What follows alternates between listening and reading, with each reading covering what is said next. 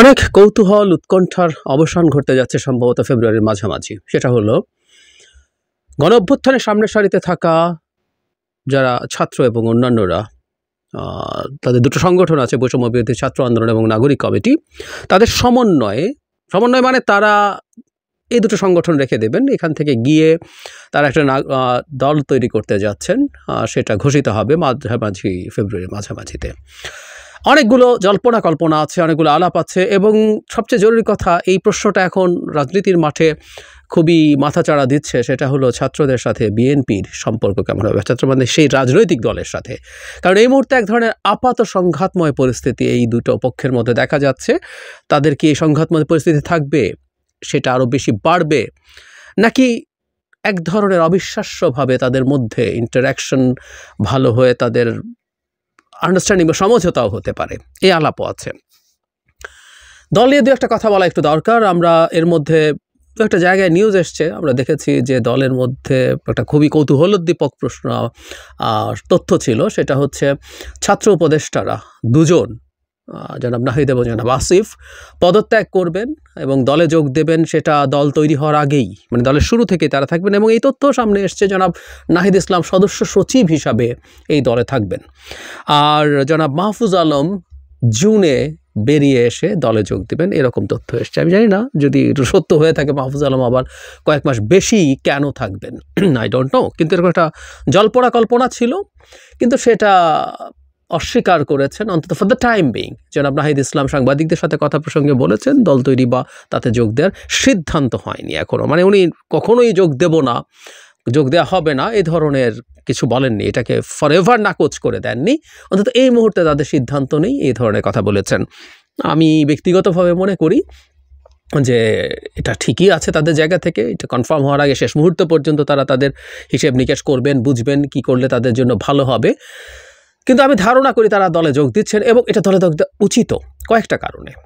আমি প্রায়ই জনাব নাহিদ ইসলাম সম্পর্কে বলি তার অন্তত দলে থাকা উচিত, কারণ এই মুভমেন্টে নাহিদ ইসলামকে অনেক বেশি প্রমিনেন্ট দেখা গেছে। এই সময়টায় উনি ছিলেন এবং অসম সাহসিকতার সাথে এই মুভমেন্টে উনি দাঁড়িয়েছেন, নেতৃত্ব দিয়েছেন। সো তিনি দলে থাকলে এটা সবচেয়ে ভালো হবে। এবং একটা ভুল উনি করেছেন মেজর, আমি মনে করি। জনাব মির্জা ফখরুল ইসলাম আলমগীরের মন্তব্যের পরিপ্রেক্ষিতে তিনি ফেসবুক স্ট্যাটাস যেভাবে দিয়েছেন এবং যেভাবে বিবিসির সাথে কথা বলেছেন, এর বাইরে উনি যথেষ্ট ম্যাচিওর্ড আচরণ করেছেন। সো তার দলে যাওয়া উচিত এবং তার দলের ইমেজের জন্য ভালো হবে।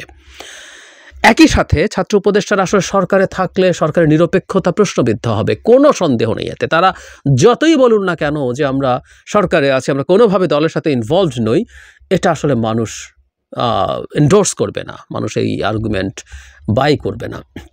আমি বহুবার বলেছি, আজকে রিপিট করছি না। বহু ক্ষেত্রেই আমরা দেখব উপদেষ্টাদের সাথে যারা বাইরে আছেন তাদের কথার ওভারল্যাপিং আছে, আবার বাইরের যারা কথা বলছেন সেটা উপদেষ্টাদের মুখে দেখা যাচ্ছে। আর আমরা তো সমাজে থাকি, প্রায় এই কথাটা বলি, দেখা যায় যে, বা এই তথ্য আমরা জানি যে উপদেষ্টারা কোনো না কোনো ফর্মে দল তৈরির সাথে আসলে এখনও ইনভলভ, কারণ এই দলের জন্য বিভিন্ন এলাকায় কাজ বেশ আগে থেকে চলছে।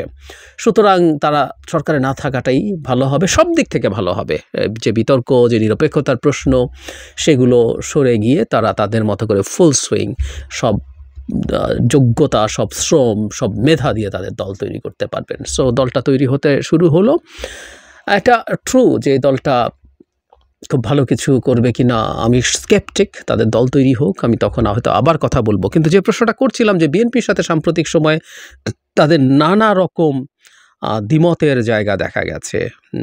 এই সাম্প্রতিক বিশেষ করে মির্জা ফখরুল ইসলাম আলমগীরের বক্তব্যকে ঘিরে যেটা হয়েছে, এখানে এই প্রেক্ষাপটে কয়েকদিন আগেই, মানে ওই ঘটনার পরপর আরেকজন উপদেষ্টা, খুবই গুরুত্বপূর্ণ পরিচিত একজন উপদেষ্টা, ডক্টর আসিফ নজরুল একটা ফেসবুক স্ট্যাটাস দিয়েছিলেন। সেই স্ট্যাটাসটা আমি একটু পড়ি, অনেকের চোখে পড়েছি। একটু কয়েকদিন সময় হয়ে গেছে, তারপরও ওখানে একটা ইঙ্গিত আছে, সেই ইঙ্গিতটা নিয়ে কথা বলতে চাই।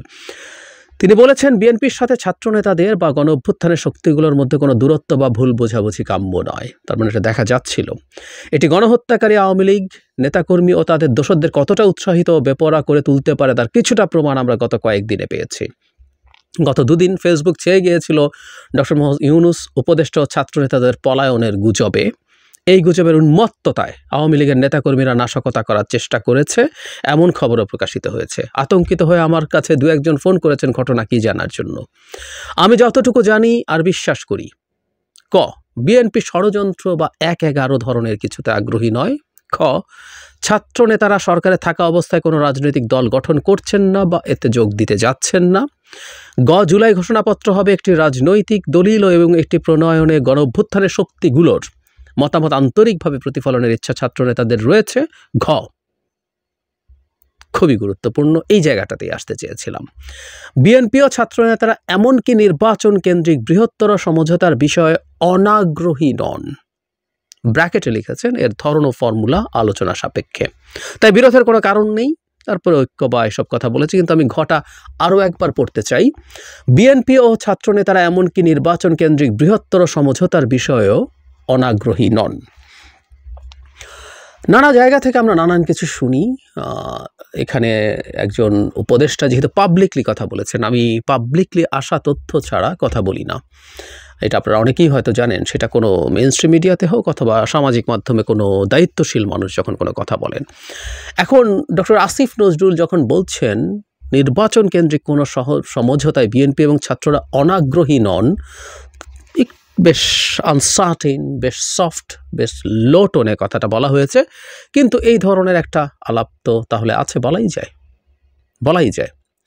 আমরা একটু বিএনপির বিদ্যমান অবস্থানটা যদি একটু বোঝার চেষ্টা করি, এখন বলে কথা না, এটা শেখ হাসিনা পতন বলে না, গত 2-3-4 বছর আগে থেকে যখন শেখ হাসিনার বিরুদ্ধে আন্দোলন তৈরি হচ্ছিল, বিএনপির সাথে অনেকেই যুক্ত ছিলেন, তাদের 12 দল ছিল, গণতন্ত্র মঞ্চ ছিল, সবার সাথে এই মুভমেন্টের সময় জনাব তারেক রহমান একটা কথা খুব স্পষ্টভাবে বলেছেন বিএনপির পক্ষ থেকে, বিএনপিও রিপিটেডলি বলেছে, তারা যদি সরকার গঠন করতে পারেন তাহলে তারা সরকার গঠনের পর জাতীয় সরকার তৈরি করবেন। তার মানে ভূমিধ্বস বিজয় যদি তারা পানও, তারপরও তারা চাইবেন জাতীয় সরকার গঠন করতে।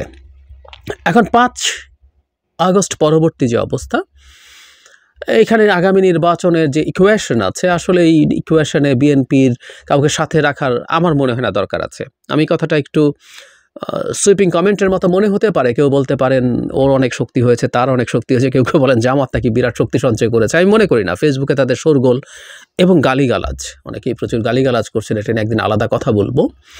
তো দেখে আমাদের মনে হতে পারে অনেক মনে হয় তারা হয়ে গেছেন, আমি মনে করি না। সো বিএনপিকে চ্যালেঞ্জ করার মতো কোনো প্রেক্ষাপট এখন বাংলাদেশের নির্বাচনী রাজনীতিতে বিরাজ করে বলে মনে করি না। ফলে বিএনপির এক ধরনের জোট করার আসলে কোনো দরকার নেই মনে হতে পারে। কিন্তু এই প্রেক্ষাপটে আমরা দেখছি যে বিএনপির সেই জাতীয় সরকারের কনসেপ্ট তারা এখনও রেখেছে। নট অনলি দ্যাট, তারা তাদের সাথে থাকা, যুগপৎ আন্দোলন করা অনেকের ব্যাপারে এক ধরনের ছাড় দিচ্ছেন। নির্বাচনের ক্ষেত্রেও গণতন্ত্র মঞ্চের কিছু নেতা তাদের এলাকায় ক্যাম্পেইন করছেন, এসব সিট সম্ভবত বিএনপি তাদেরকে ছেড়েই দিচ্ছেন। এমনকি গণ অধিকার পরিষদের 2 নেতা জনাব নূর এবং জনাব রাশেদ তাদের এলাকায় গিয়ে বাধার সম্মুখীন হওয়ার পর বিএনপির পক্ষ থেকে চিঠি দিয়ে তাদের যে নেতাকর্মী আছে তাদেরকে শান্ত করার চেষ্টা করা হয়েছে, তাদেরকে ক্যাম্পেইন করার সুযোগ দেওয়ার জন্য। তার মানে আমরা বুঝতে পারছি নির্বাচনেও বিএনপি এক ধরনের আসনের আলোচনা বা সমঝোতায় যাবে। ফলে এই আওয়াজটা এখন উঠতে শুরু করতে পারে বা কিছুটা হলে উঠেছে বলে আমি ধারণা করি। বিএনপি যেমন একটা জাতীয় সরকারের চিন্তা করছে, তেমনি সংসদেও তারা কিছু মানুষজনকে এ ধরনের সমঝোতার মাধ্যমে নেয়ার চিন্তা করবে কিনা, এবং ছাত্রদেরকে যদি বিএনপি এটা অ্যাকোমোডেট করে, আমার কাছে এর চেয়ে সুন্দর কিছু হয় বলে মনে হয় না। এখন কতটুকু হবে, কি হবে, সেটা অন্য আলোচনা, সেটা আলোচনা হতে থাকবে এবং এই আলোচনার মাধ্যমে নির্ধারিত হবে কতটুকু ছাড় বিএনপির পক্ষ থেকে দেওয়া হবে, কতটুকুতে এই ধরনের আন্ডারস্ট্যান্ডিং হবে। সো আমি এটাকে উড়িয়ে দিতে চাই না। রাজনীতিতে যখন দুটো পক্ষ পরস্পরের সাথে তীব্র বাদানুবাদে জড়িত হয়ে পড়ে, সেটা দেখেই এটা শেষ কথা হয়ে গেছে মনে করার কোনো কারণ নেই। এবং আমার মনে হয় যারা গণ আন্দোলনটা, গণ অভ্যুত্থানটার সামনের সারিতে ছিলেন, তারাও তাদের ভবিষ্যতের হিসেব নিকেশের ক্ষেত্রে বিএনপির সাথে আলোচনা, বিএনপির সাথে একটা এক ধরনের সমঝোতা এই চিন্তা তারা রাখতে পারেন। কারণ যদি তারা মধ্যপন্থী রাজনীতির কথা ভাবেন, আমি এই জায়গাটাকে আসলে গুরুত্ব দিতে চাই। আমি নাগরিক কমিটি বা বৈষম্যবিরোধী ছাত্র আন্দোলনের একাধিক নেতাকে দেখেছি, তারা বিভিন্ন টক শোতে এই আলাপটা করছেন যে এটা একটা মধ্যপন্থী দল হতে যাচ্ছে। সুতরাং মধ্যপন্থী দল যদি হয়ে থাকে তাহলে ইসলামিস্ট ফোর্সগুলো তাদের জন্য কোনো বিকল্প না, সেই বিকল্প একমাত্র বিএনপি। বিএনপির সমস্যা আছে, স্খলন আছে। বিএনপি এখনই ক্ষমতায় আসার আগে সত্যিকার অর্থে বিএনপি তৃণমূলে বেশ কিছু লোকজন বিভিন্ন রকম চাঁদাবাজি সহ এরকম বিভিন্ন রকম অপরাধে জড়িত হয়ে পড়েছে, কোনো সন্দেহ নেই। এটার দায় মূলত সরকারের, এমনকি সেনাবাহিনী এখন মাঠে আছে, তারপরও কেন এগুলো হতে পারছে আমরা এই প্রশ্ন করতে পারি। তারপরও নৈতিকভাবে বিএনপির দিকে কেউ আঙ্গুল তুলতেই পারেন, তুলেছেনও। কিন্তু বিএনপির অন্তত সর্বোচ্চ পর্যায়ে এই ব্যাপারটার ব্যাপারে যে খুবই টাফ, সেটার প্রমাণ তারা দিয়েছেন 1000-2000 মতো বহিষ্কার করে। তারপর এটা ঘটছে। কিন্তু আমরা বলছি এই সুশাসনের জায়গাগুলো ধীরে ধীরে ধাপে ধাপে ঠিক করে নেওয়া যাবে।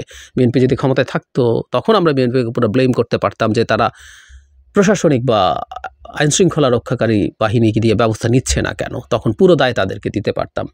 সো বিএনপির এই অভিযোগের বাইরে একটা, যখন যেহেতু বাংলাদেশকে এখন আইডিওলজিক্যালি দুভাগে ভাগ করার চেষ্টা করা হচ্ছে, রাজনীতিতে এক ধরনের প্রো ইসলাম বা ইসলামিস্ট ফোর্সগুলো একত্র হওয়ার চেষ্টা করছে, ছাত্ররা যদি এক ধরনের সেন্ট্রিস্ট ফোর্স হিসাবে থাকতে চায়, তাদের দলকে গড়ে তুলতে চায়, আমি তো আসলে বিএনপিকে তাদের একটা ভালো অপশন হিসেবে দেখি, যাদের সাথে তাদের এক ধরনের আন্ডারস্ট্যান্ডিং হতে পারে। এবং এই পার্লামেন্টে বেশ কয়েকজন আমাদের পরিচিত মুখ সংসদে আসবেন, যাদের আসনে বিএনপি তাদের অন্যান্য ক্ষেত্রে যেমন ছাড় দিয়েছে সেটা দেবে, এবং তারা পার্লামেন্টে গিয়ে তাদের স্বপ্নের কথা, তাদের চাওয়ার কথা, পাওয়ার কথা নিয়ে ফাইট করবেন, ডিবেট করবেন, এবং বিএনপিকে তাদের ভুলভ্রান্তি নিয়ে সমালোচনার মধ্যে রাখবেন।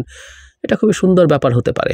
সুতরাং আমি মনে করি যে দুই পক্ষের দিক থেকে এই উত্তেজনাটা কমে আসা উচিত এবং পরস্পরের সাথে তাদের আলোচনা বাড়ুক এবং সমঝোতার মাধ্যমে তারা আরও কাছাকাছি আসুক, তারা ভবিষ্যতের রাজনীতি করুক। এবং খুব স্বাভাবিকভাবে ওরা তো আর বিএনপিতে যাচ্ছে না, তাদের এক ধরনের সমঝোতা হচ্ছে, তাদের সমালোচনা, তাদের সব কিছু থাকলো। বিএনপি খারাপ করতে থাকলে তাদেরকে ট্র্যাকে রাখা, তাদের নিজস্ব রাজনীতি চালিয়ে যাওয়া, সব কিছুই একসাথে হতে পারে। কিন্তু যদি বিএনপির সাথে কনফ্লিক্টিং সিচুয়েশন তৈরি হয়, আমি মনে করি রাস্তায় একটা বড় বিপজ্জনক পরিস্থিতি রাষ্ট্রের জন্য তৈরি হবে। দুটোই অত্যন্ত গুরুত্বপূর্ণ ফোর্স শেখ হাসিনা পতনের জন্য। একটা বছরের পর বছর ভয়ঙ্কর অত্যাচার নির্যাতন সহ্য করে ফাইট করেছে, আর একটা গ্রুপ শেষ মুহূর্তে এসে অত্যন্ত ডিসাইসিভ রোল প্লে করেছে, যদিও তখনও বিএনপি খুব ভালোভাবেই মাঠে ছিল। সো এই দুটো ফোর্স যদি মুখোমুখি হয়ে যায়, খুবই সাংঘর্ষিক অবস্থা হয়, আমাদের জন্য ভালো হবে না। বটম লাইন, আমরা যারা বাংলাদেশকে অন্তত সেন্ট্রিস্ট ফোর্স, বাংলাদেশের রাজনীতিকে নিয়ন্ত্রণ করবে, শাসন করবে দেখতে চাই, তারা আশা করি ছাত্রদের যে দল তৈরি হতে যাচ্ছে, ডক্টর আসিফ নজরুল যে কথা বলছেন সেটাই সত্য হোক, যে তাদের মধ্যে নির্বাচনে সমঝোতা যেন অসম্ভব না হয়ে ওঠে, এত ইনডিরেক্টলি যাতে সম্ভব হয়ে ওঠে এবং এটা খুবই পজিটিভ দিকে এগিয়ে যায়।